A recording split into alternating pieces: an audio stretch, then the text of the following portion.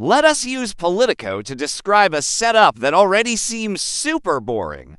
After that, I will reveal how the First Lady is helping make this a totally average show.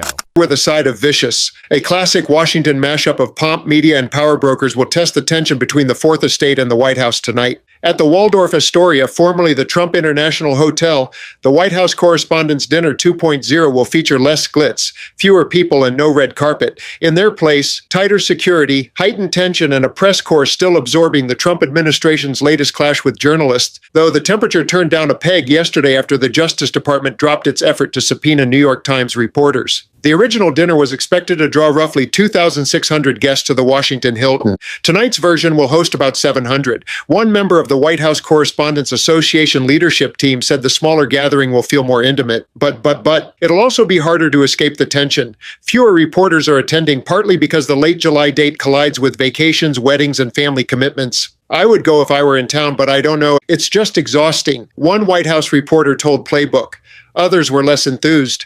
Nobody wants this other than Donald Trump and the WHCA board, a White House reporter for a major media outlet said, citing the trauma surrounding the first dinner and broader press administration relations. A prominent veteran journalist described those attending as pretty unhappy about being there.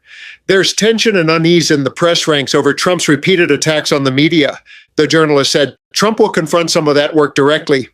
The Journalism Awards will be presented before he speaks, and several recognized reporters he dislikes or coverage he's attacked, including Wall Street Journal reporting on Jeffrey Epstein. Security will be impossible to miss. Every guest, including cabinet members, registered to receive individual QR codes. Entry requires both the code and a photo ID. The WHCA is coordinating with the Secret Service and a private security firm on additional precautions. WHCA President Wei-Jia Jiang tried to ensure the event doesn't feel like a candlelight vigil. Scholarships will be awarded, journalists will be honored, Trump will roast and toast, mentalist Oz Perlman will close the show. Friction is part of the institution, WHCA leaders argue. The presidency and the reporters who cover it are supposed to have a tense relationship, otherwise neither side is doing its job. Those are the highlights. For the full story, visit Politico.com. For someone who constantly boasts about huge audience numbers, a tiny group of bored people definitely worries the guy at Mar-a-Lago. And Melania is leaving him to deal with that stress all by himself. Quite literally. That is what the Daily Beast says. Trump raises eyebrows with new major snub. Melania Trump will miss her husband's speech at Friday's rescheduled White House Correspondents' Association dinner.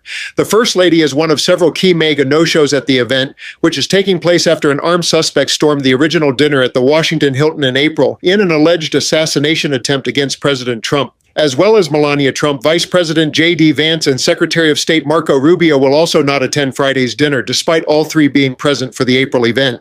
A White House spokesperson confirmed to the Daily Beast that their absences are due to prior commitments, but did not confirm what those previous engagements were. According to Trump's White House schedule, the president is expected to deliver his remarks at 8:55 p.m.